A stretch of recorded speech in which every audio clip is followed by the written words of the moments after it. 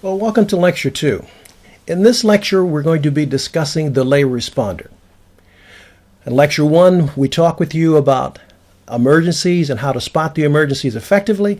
Now we're going to talk with you, the lay responder, the person who is most often going to be on the scene first of an incident or an accident or an emergency. Lay responders have a specific purpose in the emergency medical system scheme of things.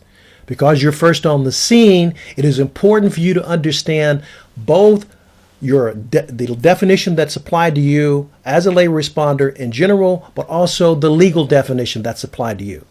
Lay responders are most often protected from civil liability or under state law in what are called Good Samaritan Acts. Good Samaritan Acts have been around for about 40 years, but they will differ from state to state. In some states, particularly Vermont, Wisconsin, and Minnesota, the definition of a lay responder is defined as a person who is on the scene and who has a mandatory duty to act. The laws require you to act if you're there and there is an emergency. Other states have permissive regulations, which say that if you're on the scene, you may choose to act, and if you do, following certain rules, you will be protected. Still, other states have laws that say that if you're on the scene, you only get protection under their acts if you have specialized skill. That means that you are an EMT or a doctor or somebody with specialized medical training.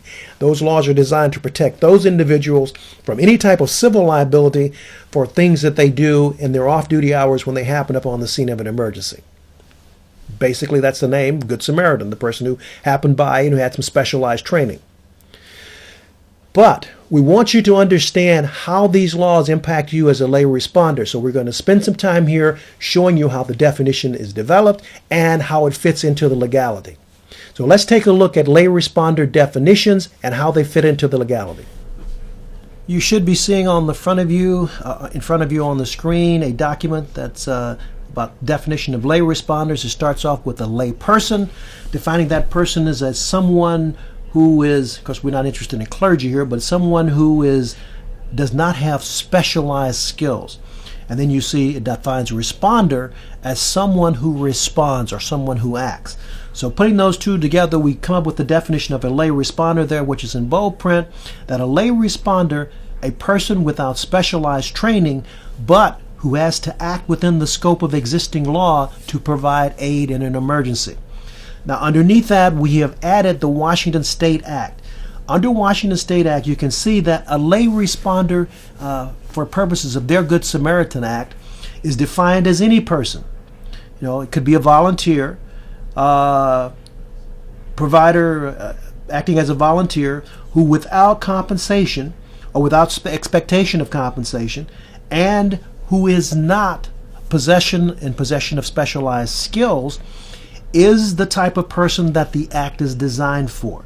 You notice that it says that any person rendering emergency care, at the bottom of it, any person rendering emergency care during the course of their regular employment and receiving compensation or expecting compensation is not covered by the act.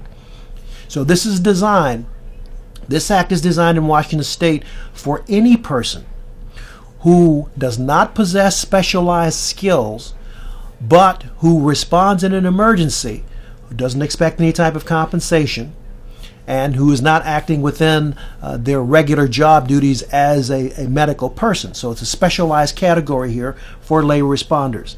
And so now we have a composite definition here for lay responders. And we should be able, from this point moving forward, to understand exactly how you, the lay responder, will fit into the scheme of operations for emergency medical personnel in the state of Washington. Now, for other states, you'll have to look at their specific laws and to see how that definition has been crafted and incorporated into the law to see how you fit into the emergency system scheme of things for that state.